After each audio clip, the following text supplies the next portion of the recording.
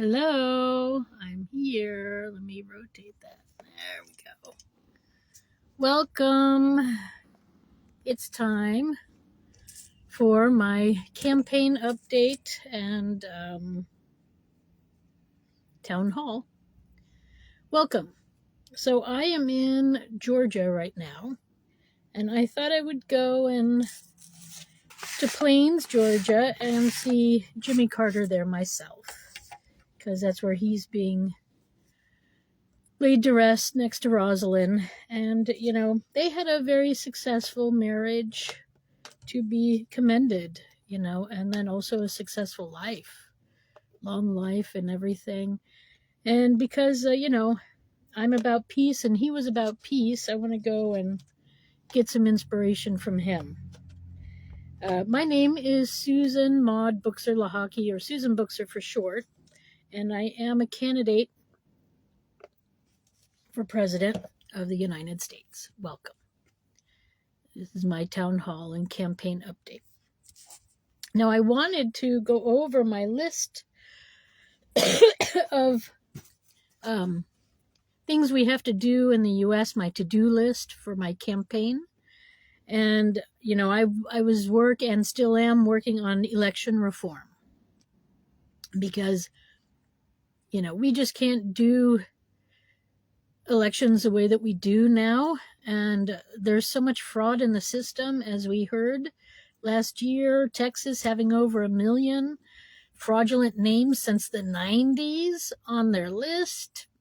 This is unacceptable. And then the little state of West Virginia had over 380,000 names. So we got problems, folks. The saddest part is that the states are not hearing me, and they're not changing their ways because they know there's manipulation, because they're part of it.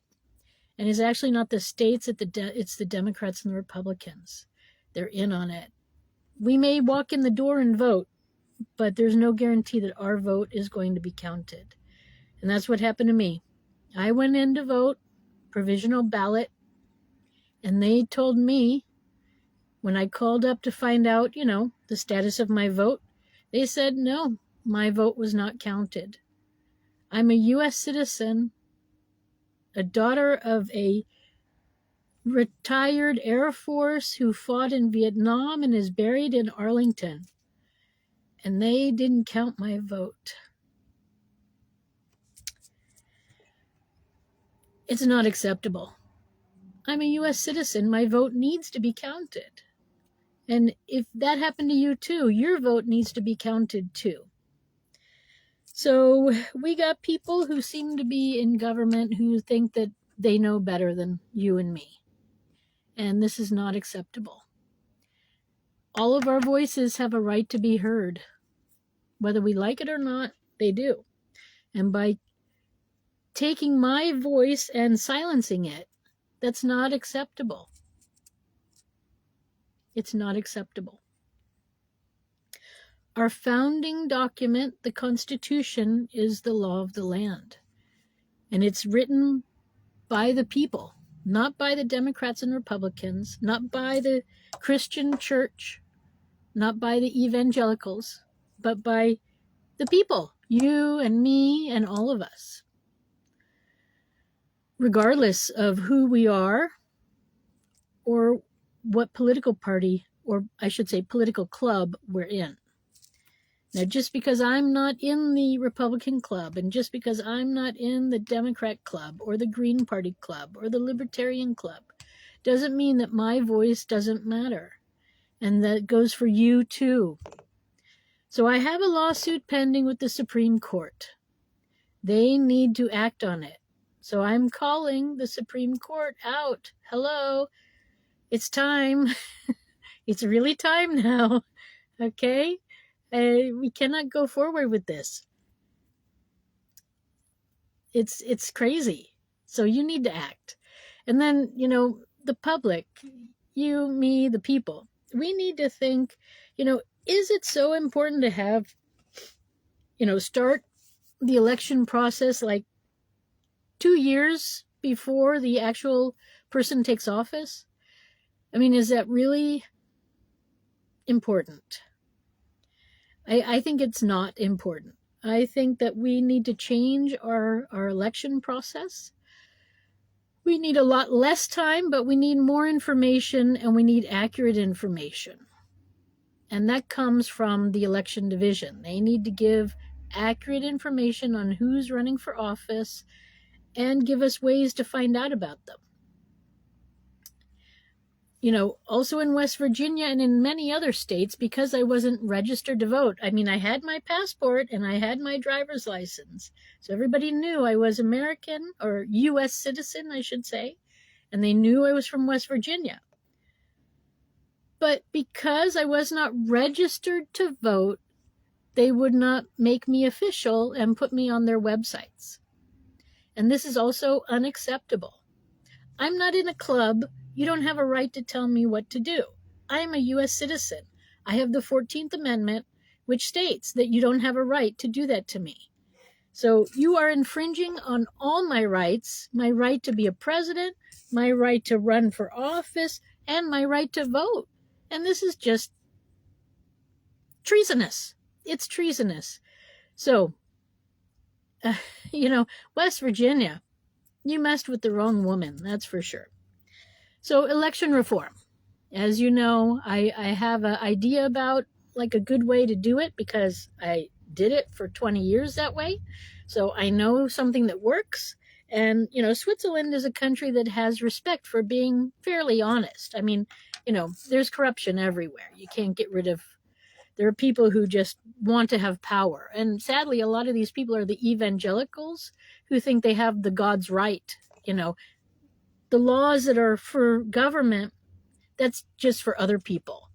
But I'm a God believer, so I'm an evangelical. And then those people think that they have a right to do whatever they want, that those laws don't apply to them. And these are the corrupt people, sadly.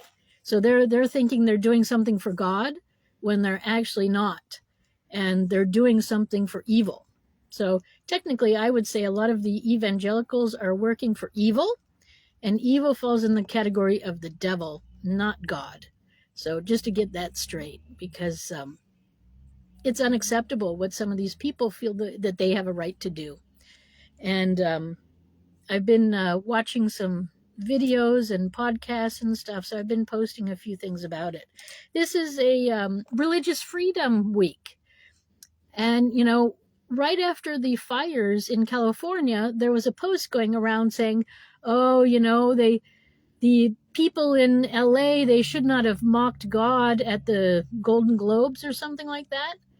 And this is what happens when you mock God. That was a post that was going around. So I wonder who set those fires in LA.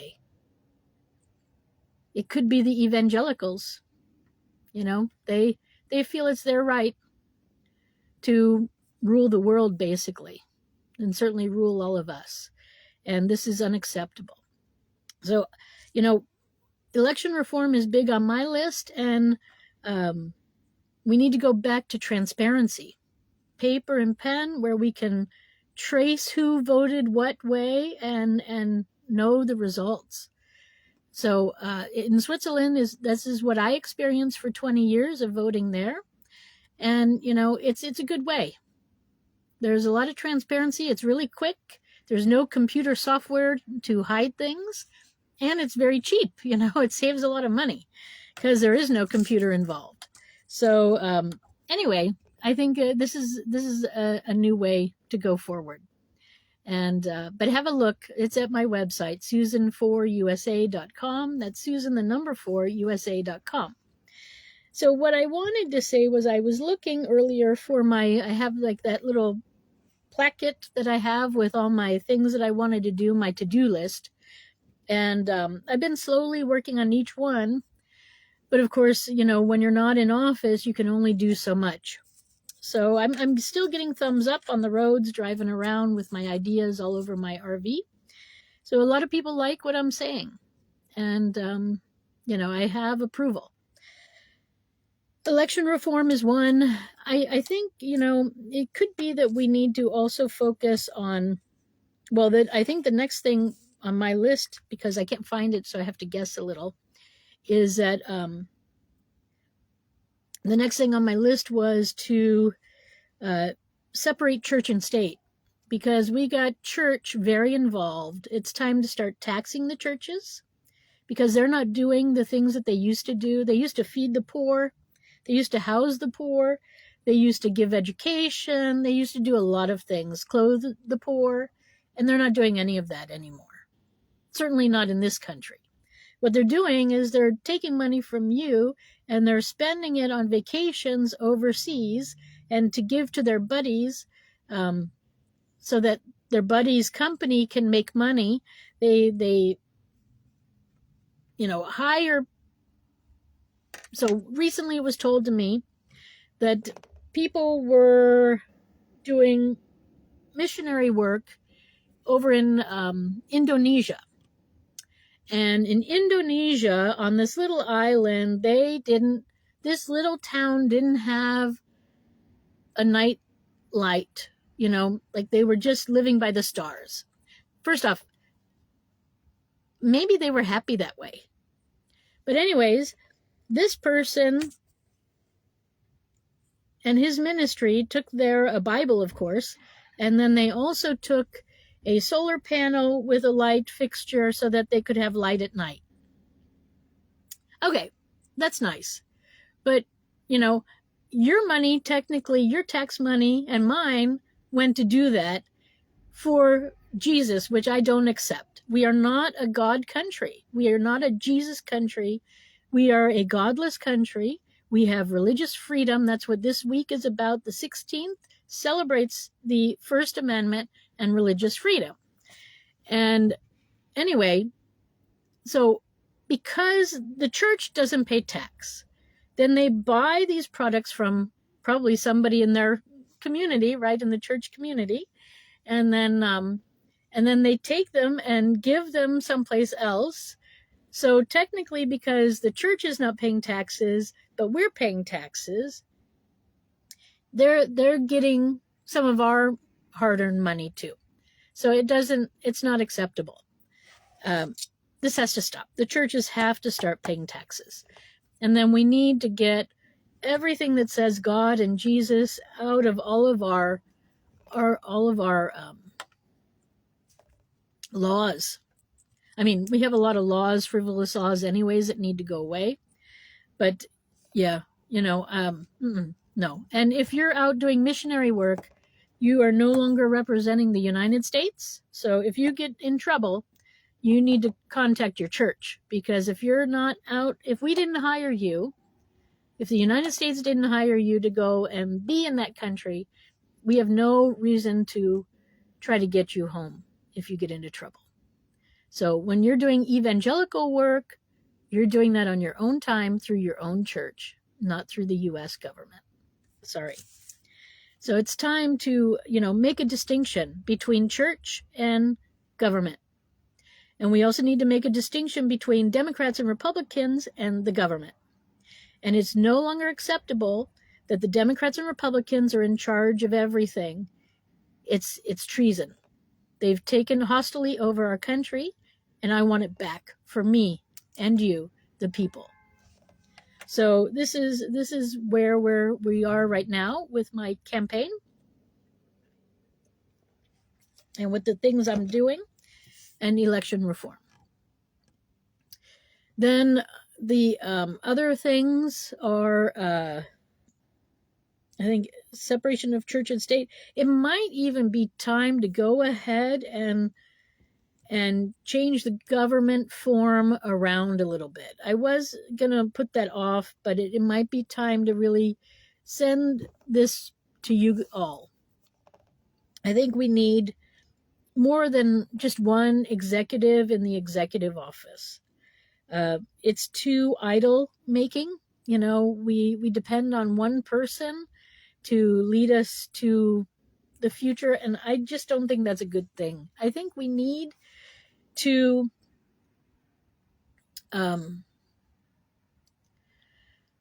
have a team, certainly a male and a female, but also after that, it could be that we need like a ahead of the Native American community, and possibly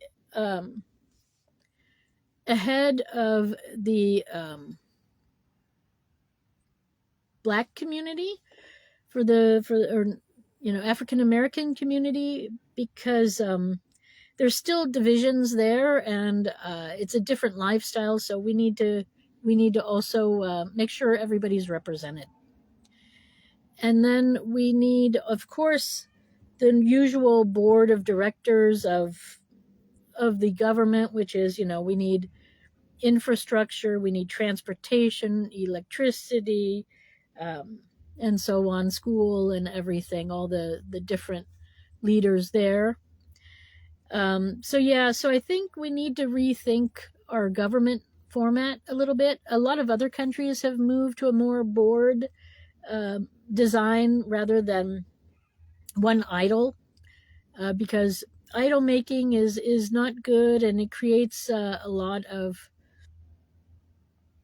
I don't know, just weird stuff. I mean, it's one thing to have idols and admire people. That's fine. But I think teams work better. You come up with better ideas quicker, and decisions can be made. There still should be like one head and a vice president for sure, so that everything can still happen. But then we need the other things too. So so state and church, because I'm not running to lead the church. I'm a candidate for being president, not being a pastor. So definitely separation of church and state, and then also possibly restructuring of the government. We are also wasting a lot of money on government, on the House of Representatives. We don't need representatives, and we certainly don't need representatives that don't represent us.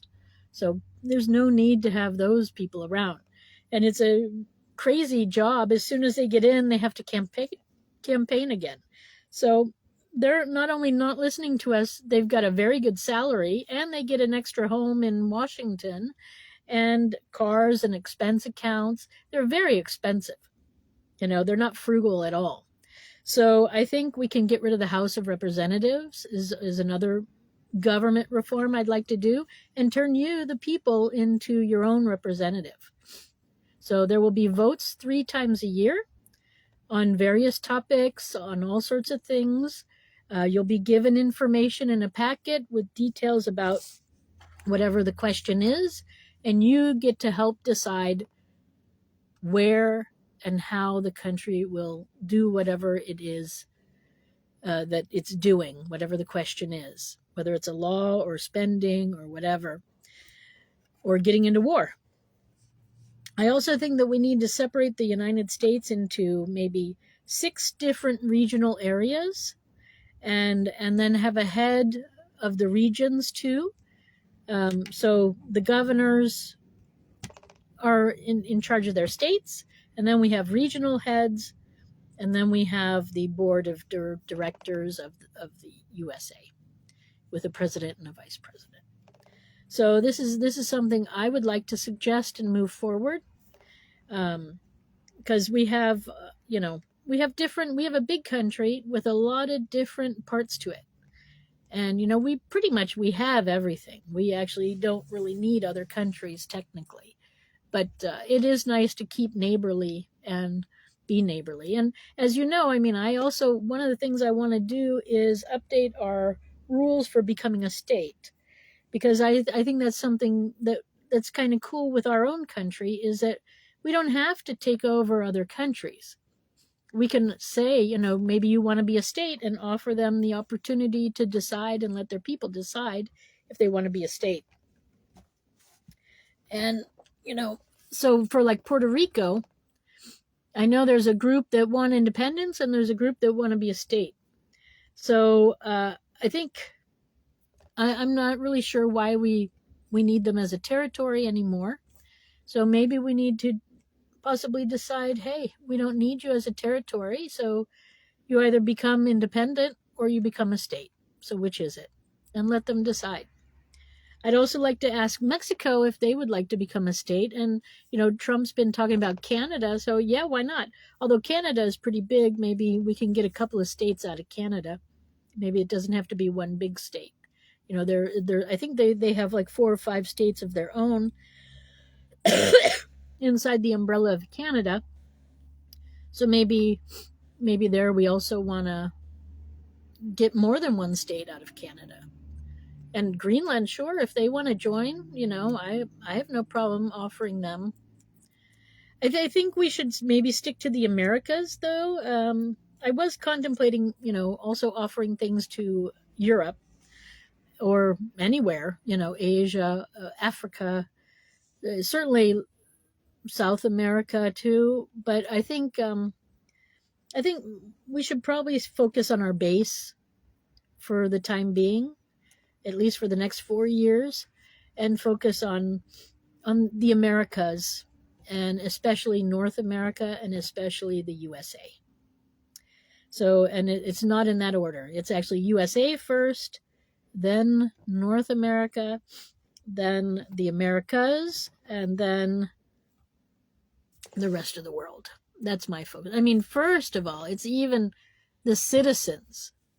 So, and that brings me then to my mother's platform, where it's time to pay mothers for their important work. And I want to also pay dads for their important work. And I need mothers to stay home for about 20 years to take care of their kids and help to raise them. You'll be doing most of the raising, of course. And I have a new plan for school where kids are done with school with like the age of 14, and then they start learning a trade, whether it's, to be a baker or a chocolate maker or a singer or an athlete, or maybe they're going to be a ceramic person or make magazines, or maybe they're going to be an automobile mechanic, or maybe they want to be a doctor or lawyer or a librarian. So anyways, we need kids working, learning how to work and be productive when they're about 14, 15. So that means apprenticeship programs, and then we'll have a welcoming year when they're 17 to 18, where they become really part of the adult citizens of the United States, and they will have already learned a skill and have a trade, a way to make money, already contributing to the community, and so this is what's needed. And then, so moms, I want to bring you home and help you to have kids and raise kids, because, having children is just amazing. And you learn so much about life, and to be a leader, and to be, just many things from being a mother. And then fathers, you are important too. So I want to give you a day off from your normal job so that you can spend a day being a father. And that would come with pay as well. So, I have tax reform too, where anyone who makes under $100,000 does not need to pay tax at all. You don't even have to do a tax form. Under 100,000, no federal tax. And then if you also have like 200,000 in the bank, that's free of charge too. No taxes on that. If you make over 100,000, or if you have over 200,000 in the bank, then you have to start paying taxes. So on savings, it'll be, or on cash reserves, whatever you have cash-wise, wealth-wise, cash wealth, that is, that will be taxed at 1%. So 1% tax on wealth. And then anyone making over 100,000 will then follow the normal scheme of taxation for federal level. So technically, $110,000 is tax-free. After that, then you start having your other tax requirements. And the maximum tax level in the U.S. right now is 37,000, or nine, sorry, it's 37%, which is not bad. We once had it up to, I believe, 90 at some point, I heard, or something in the 80s. I don't know. So, anyway, this is sort of what's going on and what's out there, what I'm planning. So Mother's Pay, Father's Day Off Pay, and apprenticeships for all kids. And then after 18, if you want to go to university, go ahead. Go right ahead. It's okay. If you don't, you can also just stay and every year learn a little bit more about what you're doing. And then you can do new things and stuff once you get a certificate or something. But yeah, it's good. It's good what's going on. So these are my plans. There's a lot more, of course. Tax reform, like I said, too. We need a lot of work done on the infrastructure, but that's where the apprenticeships will come in. We'll have a lot of people doing that. Plus, the National Guard can get out and start doing those, and to help with the anger issues. I mean, I think that this will help a great deal. But I think we need a national, like TV channel and a national website where the government will be giving good advice, information to the people, have our own TV shows and our own discussion groups. I know we have C-SPAN and stuff like that, but that's more Congress. So this is from the executive office. It'll be about the executive issues and our country in general. And then I have a new musical competition thing that I'd like to start up too, to get us away from this violent sport trend. I'd like to see baseball become bigger again. You know, it's a gentleman's sport, and football is quite violent, and I'm not really a fan, I have to admit. I like baseball. So yeah, I guess that's about it for now. So, Supreme Court, you have my lawsuit. Please act on it. Because there are a lot of people, a lot of U.S. citizens who voted, but their votes were thrown out because they were like me, unregistered. And then Supreme Court, act on my lawsuit because not only were votes not counted, but citizens who were running for office were disqualified. And when people voted for them, those votes were thrown out too, simply because they were not official in the states. So we got a lot of people who say that they promise to uphold the Constitution. And they promise this every year when they take office. But they've never read the document, or they haven't read it in 20 years. They no longer know what's in it. They know a lot of things, but they don't follow it. And like I said, a lot of it is because they're arrogant evangelicals who think that God is much more important than the U.S. Constitution. And so whatever the Constitution says, it doesn't mean anything to them. They will just do whatever they want to do. And that's why we have to get rid of the House of Representatives, especially, because that's what they've been doing. They are not at all following the Constitution. They are following what they think, I guess, God wants them to do. And our founding fathers decided they did not want a religion for our government. It's explicitly written several times in our Constitution, but yet the evangelicals have ignored that too. And they've turned us into a Christian missionary state for Jesus. A Christian missionary country for Jesus. And this is unacceptable. Unacceptable. It's treasonous. And they need to be locked up. So that's where we are. Thank you for sticking with me for so long. I appreciate it. Thanks for stopping by. If you want to find out more about my election reform concept, go to my website, susan4usa.com. That's Susan, the number 4usa.com. This is Religious Freedom Week. That also means to not believe. We have the right to not believe in any imaginary person or any imaginary being. So you can believe exactly what you want to believe. That is what this week is about, this Freedom Week. And on the 16th is the actual celebration day, started a long time ago, that we have freedom of religion.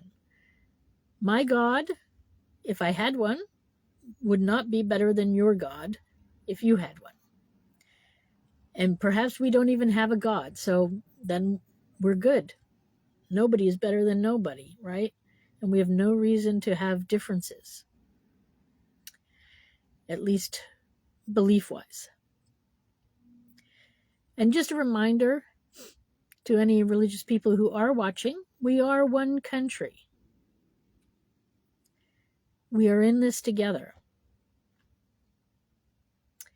And I'm a people, and my neighbors are people, and the people across the street are people, and we're all part of our government, we the people. It doesn't say we the House of Representatives. It doesn't say we the Democrats and Republicans. It says we the people. And that's where I'm going to end this now. Thanks for stopping by. Go visit my website, susan4usa.com, Susan the number 4usa.com. I wish you a good time. See you Wednesday, I guess. Maybe I'll find my thing by then, but I think I covered everything. So that's I'm already working on it, already working for you. Bye. Have a good day.